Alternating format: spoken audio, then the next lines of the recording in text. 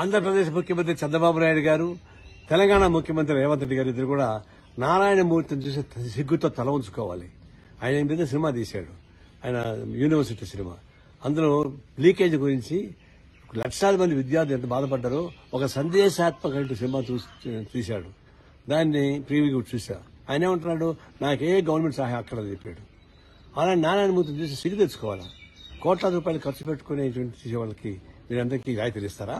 రాష్ట్ర తెలంగాణ ముఖ్యమంత్రి, ఆంధ్ర ముఖ్యమంత్రి కూడా ఏటా పవన్ కళ్యాణ్ సినిమా కానీ, లేకపోతే బాహుబలికి కానీ, పుష్పకి కానీ ఇట్లాంటి వాటికి రాయితీ ఇవ్వడం ఏంటి?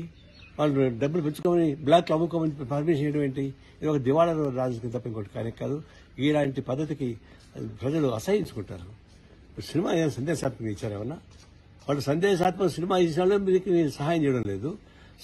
చెడు సందేశాన్ని పంపించేటువంటి ఎర్ర చంద్ర అమ్ముకోండి, ఇంకోటి బ్లాక్ మెయిల్ చేసుకోండి, క్రైమ్ రిలీజ్ చేసుకోండి, కొట్టుకోండి, చంపండి అనేటువంటి ఒక హింసాత్మక సందేశం ఇచ్చేటువంటి సినిమాలకు మీరు రాయితీలు ఇస్తూ సమాజానికి ఉపయోగపడే సందేశం వాళ్ళకి మీరు సహాయం చేయకపోవడం అంటే ఇది దివాళా రాజకీయ విధానం అవలంబిస్తున్నారు.